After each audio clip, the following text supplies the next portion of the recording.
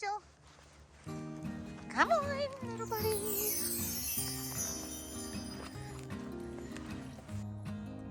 Nigel. I was in the middle of my chores this morning when I thought I saw a little flash of something out in the pasture. It has been quite a few years since I've seen one of these little guys scooting around out here. Technically, I think this little guy is a long-tailed weasel. Super cool little animal that changes color in the winter to blend in pretty well with the snow. Although pretty darn cute, these guys are ferocious hunters. This one seems like a pretty curious little guy, but I'm going to keep my distance so he doesn't get so brave that Tiny is able to snatch him up.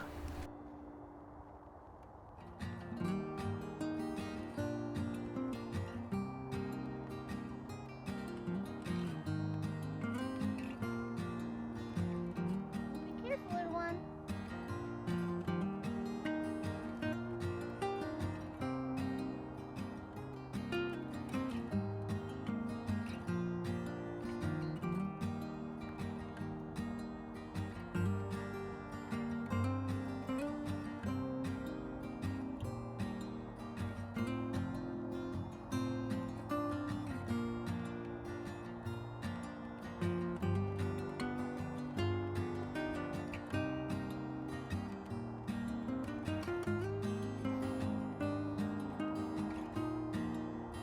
A pretty cool little dude to see this morning, and hopefully I'll start seeing more of these little weasels around here.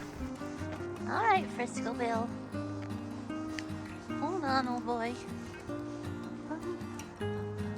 Nigel.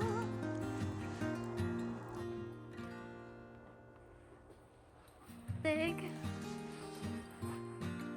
Hey, Sigel. Hey, Zig. You okay, buddy? How's your nose? Pretty good.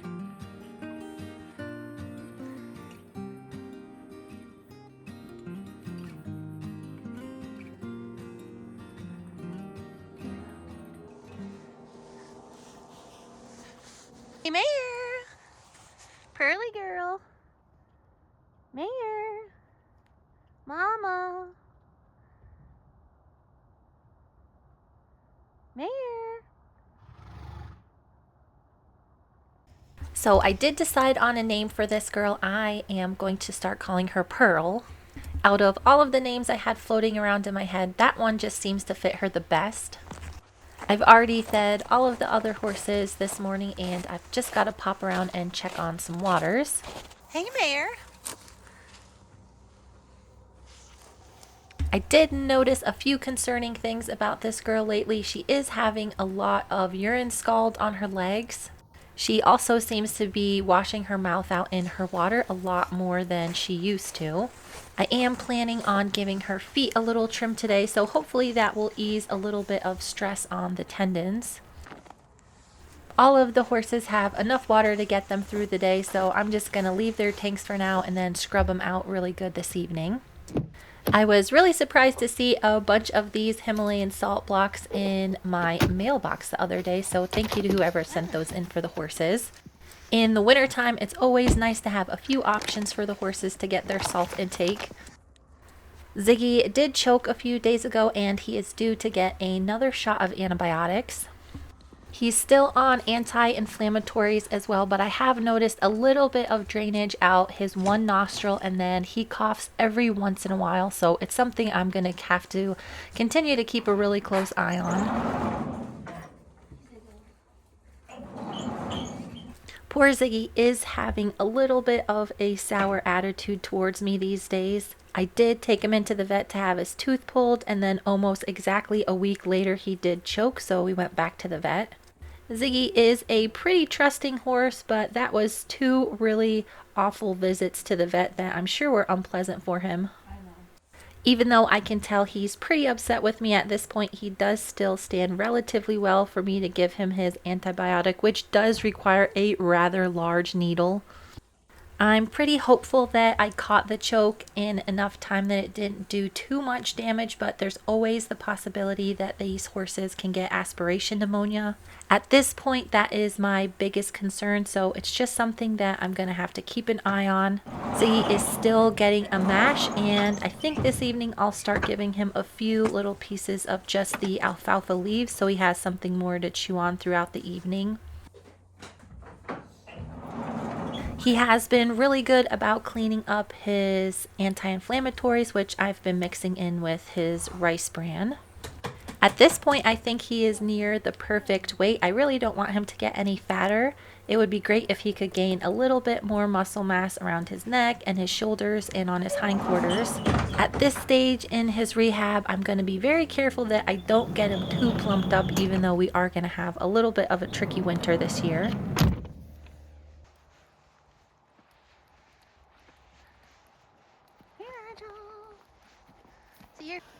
Nigel has been due for a trim, but it looks like he could go for a little bit longer without any problems. I was hoping to catch another glimpse of that little weasel, but no such luck. I think they're pretty sneaky usually, so I might not ever see him again. They're pretty resourceful little animals. They repurpose all of the burrows that aren't being used, and I see some evidence of him coming in and out of this one next to Nigel's pen. Oh, Nigel.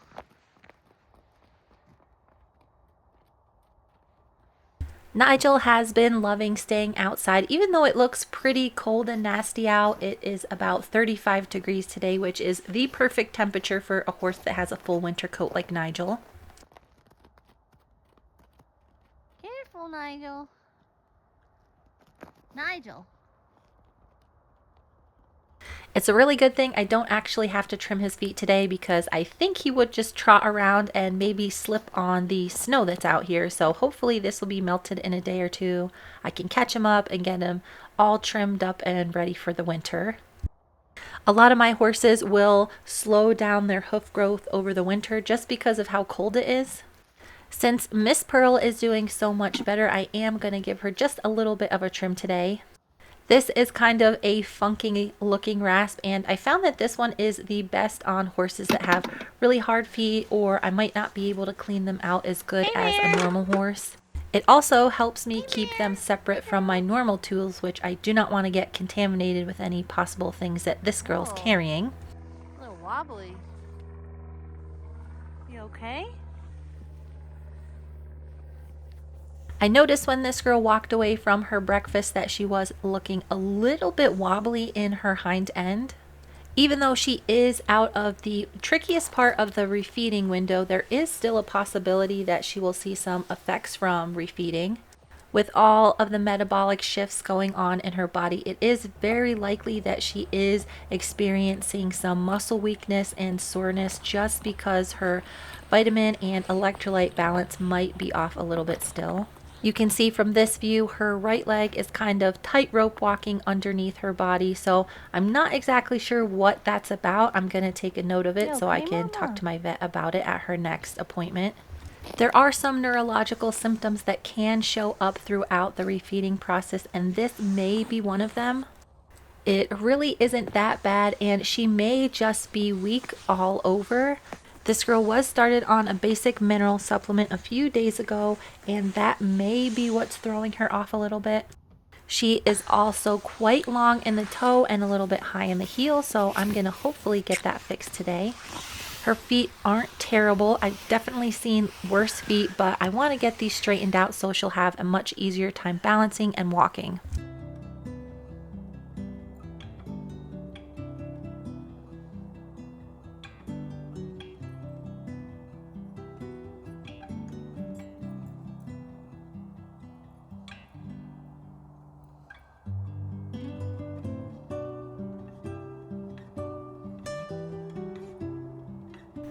Since I will be asking her to hold her feet up for me today, I'm going to do a few little tests to see if she can actually keep her own balance. A veterinarian might do a tail pull test like this as the horse is walking to see how quickly they can recover from being thrown off balance.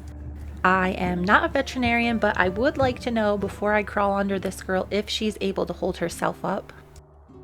Since I did just feed her breakfast, I'm going to spend some time going around and checking her turd piles.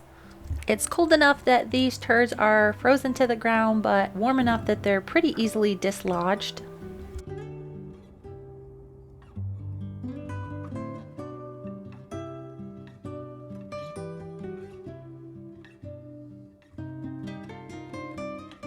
If you guys have ever wondered what I look like when I'm excited, this is it. I found something really odd in one of her manure piles and I thought it would be really good to show you guys. These can be really tricky to find in a horse's poop. It's one of the reasons I insist on cleaning all of my own horse's stalls, especially the ones that may be recovering from a disease process or a neglected one that I haven't had very long, and I'm just trying to find clues as to what might be going on with them. This little guy is an Enterolith. These are made up of mineral deposits and typically form in the horse's large colon. This one is fairly small and was able to pass through the small colon no problems. These can get really large and typically the only way to get out the bigger ones is through surgery. I have actually found quite a few of these over the years and I have a small collection in the barn I will share with you guys a little bit later. I was kind of hoping to find a few more in these more recent turd piles, but no luck today.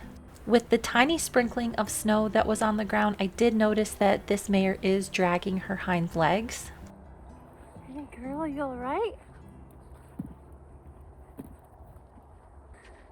Hey mare, doing okay?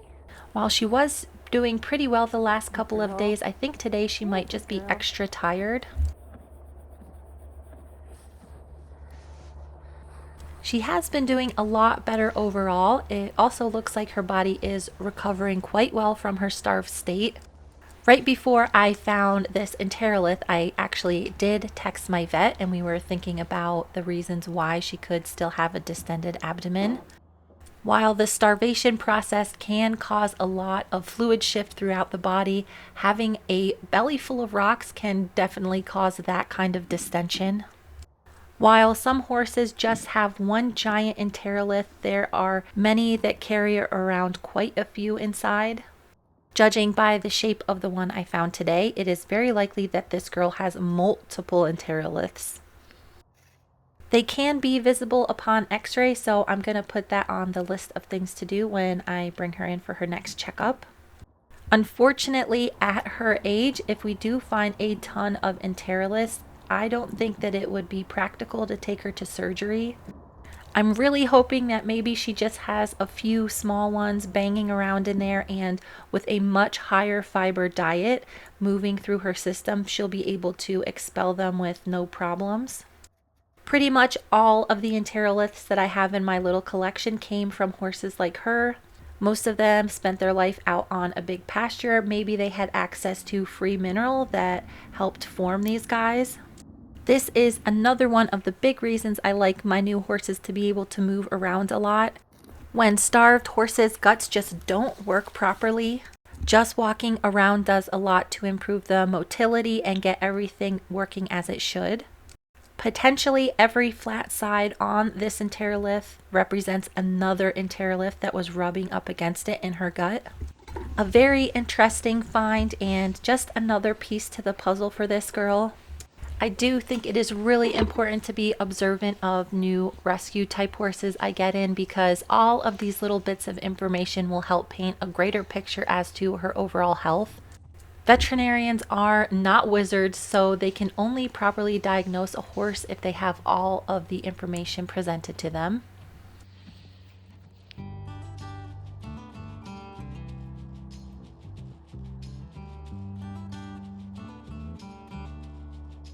Since this girl would definitely benefit from a lot more movement, I want to make sure that her feet are in tip-top shape. Her hind feet really don't look too bad, but her front feet are pretty long in the toe, so today I'm going to try and tackle some of this.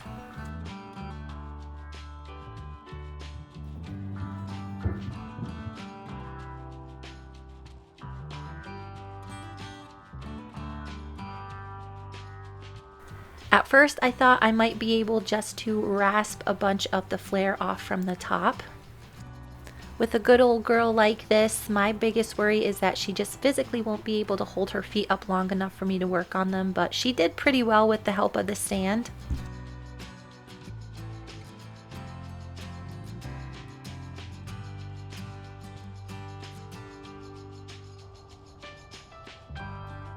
After using the rasp to take off a lot of the flare, I decided she really did need a trim on the bottom as well. With a lot of these older broodmares that are just turned out in a big pasture, their hoof care can go kind of by the wayside. It is not uncommon out here for broodmares to only get their feet trimmed twice a year, once in the spring and once in the fall. While some horses can definitely self-trim on the right terrain, an older gal like this who would benefit from a shorter toe and an easier breakover just really should have their feet trimmed more regularly. I do have a few horses in my herd that are actually self-trimming right now. Whiplash only gets touched up about once every 4 months. Little Gus also has pretty slow growing feet that kind of chip off at a really respectable pace, so he just gets a little balancing every couple of months. I really don't think self-trimming is a bad thing. It's actually trending right now among some of the barefoot people. I don't think it works for all of the horses, but it definitely can work for some. There you go. Miss your foot, girl.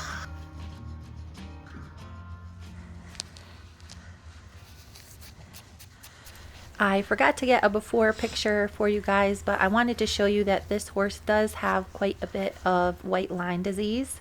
She even has it right here next to the bars of her hoof. Her bars were actually overgrown onto the sole of her foot, and that is why there's some bruising next to her frog. White line disease does have the potential to work its way all the way up into the hoof and create some really serious problems. Just so you can visualize a healthy foot, this is little Nigel's foot. While Pearl has some separation between her hoof wall and the rest of her foot, Nigel's is nice and tight with no dirt working up in between those layers. White line disease typically consists of a bacterial and fungal infection, so it can be a little bit tricky to treat. I still have a little bit more balancing to do on this girl, but I'm going to give her a break for a minute. A lot of people will soak their horses' feet to treat white line disease, but I like using this stuff. I'm not sponsored, but they did send me a bunch of things to try, and this is my favorite still. It's all natural, but it does contain some birch bark extract, which one of you guys emailed me and I didn't really put it together, but that can contain xylitol and is toxic to dogs. So that's just something you have to be aware of if you're going to use this stuff. This girl is too old and too tired for me to expect her to stand still while I soak her feet. So for horses like her and ones that are unhandled, this hoof dressing works the best. While it is pretty important to treat this from the outside to get rid of any fungal or bacterial infection that she may currently have, it is also important to treat it from the inside. The longer this girl is on a proper diet, the harder it will be for other fungal and bacterial infections to take root in her foot. I think for the first trim that's pretty good. Here is the other foot. This one does have a lot of extra toe too, but it doesn't look quite as bad as the other one.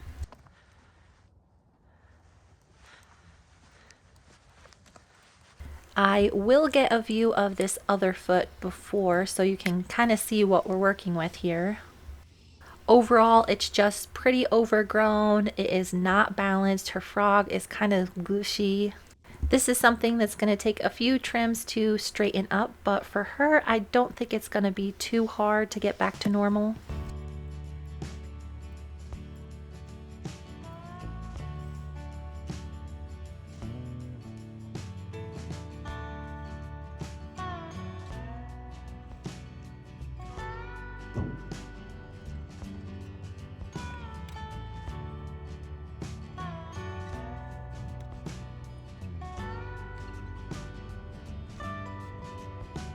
Given her poor nutrition overall, it was really surprising to see that her hooves were pretty tough.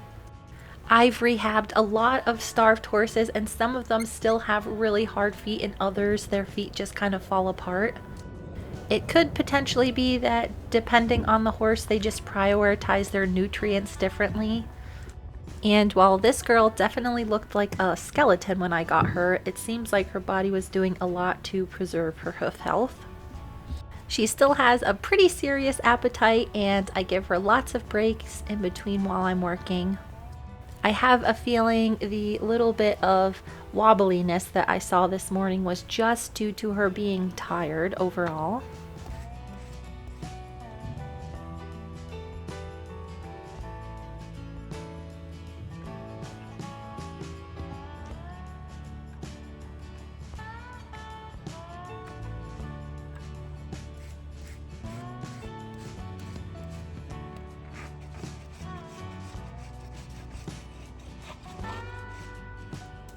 I was really happy with how well this girl stood for me today. She made my job so much easier.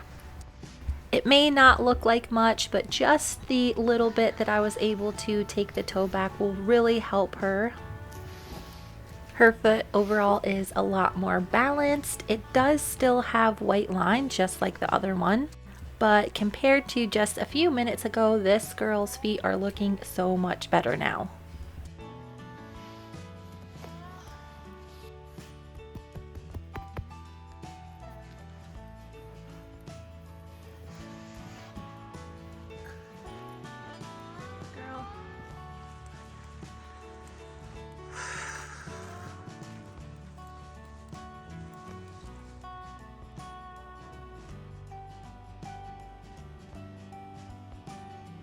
I have been getting a lot of comments about this girl and when she's out of the woods. While the refeeding process is probably the most stressful part, this horse is 26 years old. So even after she gets fed back to a normal weight, there are problems that are bound to pop up. They could be issues that are able to be fixed, but they could be things that will negatively affect the quality of her life. With an older girl like Pearl, I am really just taking it day by day. Even though I am investing a lot of time and energy into her, there is no guarantee that she will ever be 100% better. It can be hard to differentiate between disease processes that are a result from her starvation and ones that are just going on normally in the body of an older horse. I feel like right now, even though she is still very much in the recovery phase, that she has a pretty good quality of life. The possibility of her having a gut full of enteroliths is not super exciting to me. They take a really long time to form, over years we're talking, so she's probably had them for quite a long time. They are most definitely impacting her ability to get the nutrients from her food. I am going to increase the amount of fiber she's getting in her diet by adding some beet pulp meals. Hey, Pearly girl. Come on, girl.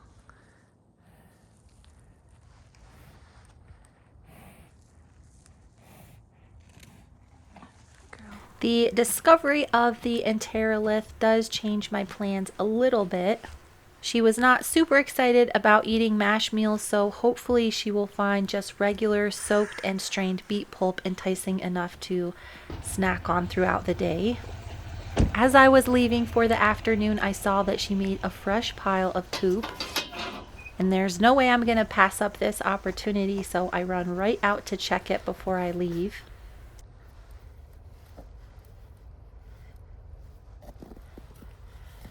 It would have been great if she just pooped out an entire pile of rocks, and then I could feel better about her getting rid of some of the extra weight she's been carrying around.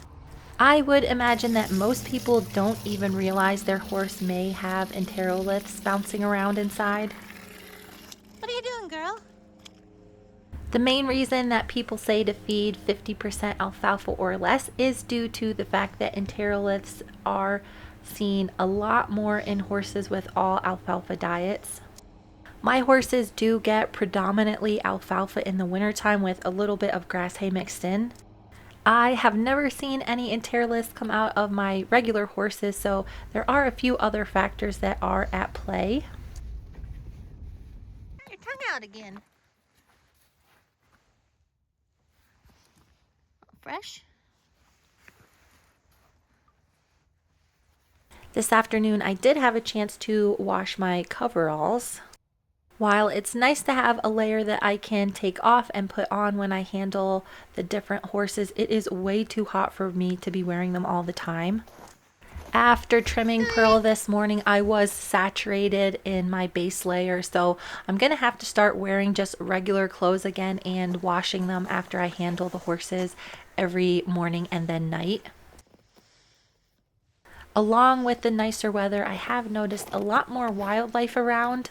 Everything kind of battens down the hatches when it gets into real winter, but this kind of shoulder season, there's a lot of activity outside the barn. Girl.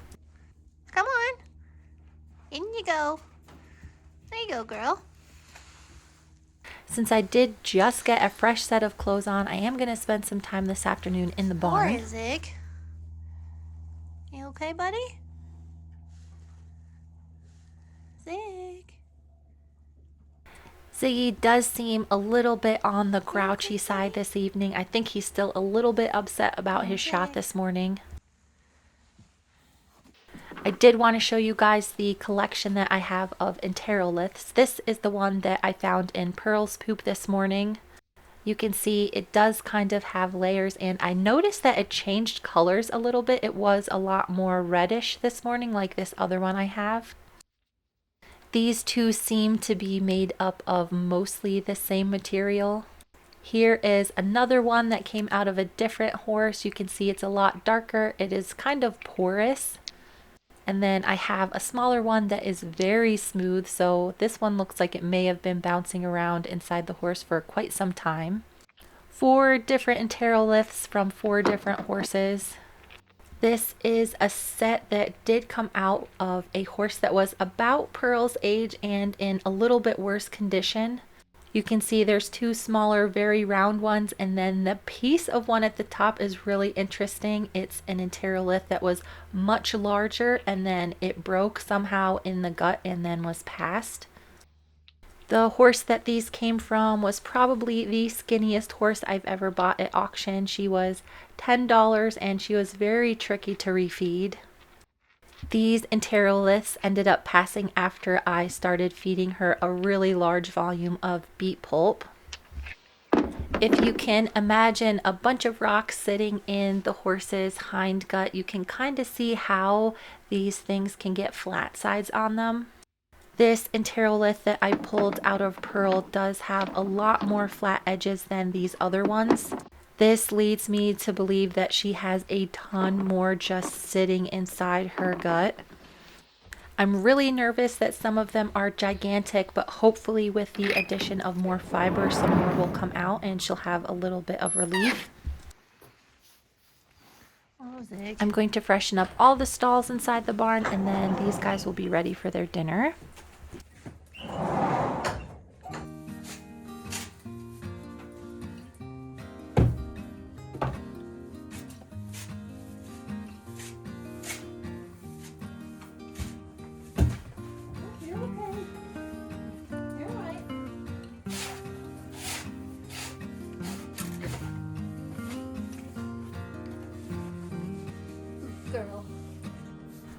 I've been really excited over the last couple of days. Scarlet has really seemed to settle into her life as a domestic horse inside the barn.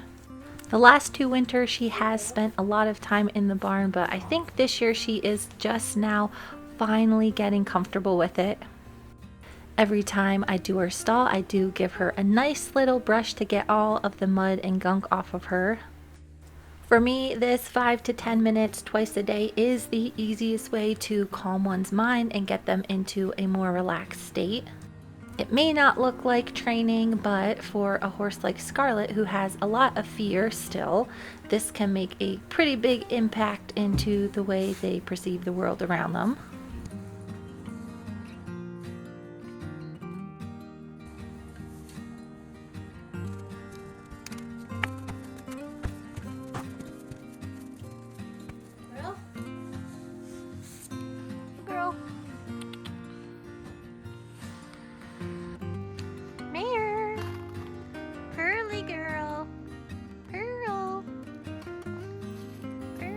After I get done cleaning all of the stalls and giving all of the horses their dinner meals, I can finally move on to working with Pearl for the evening.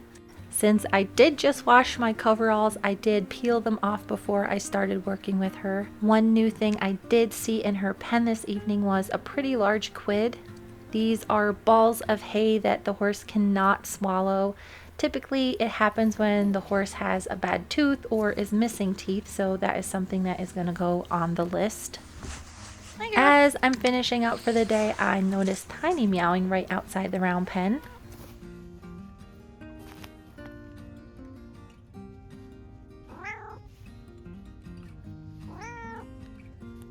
After a few little scratches, it's time for me to head home so I can just come back and do it all again tomorrow.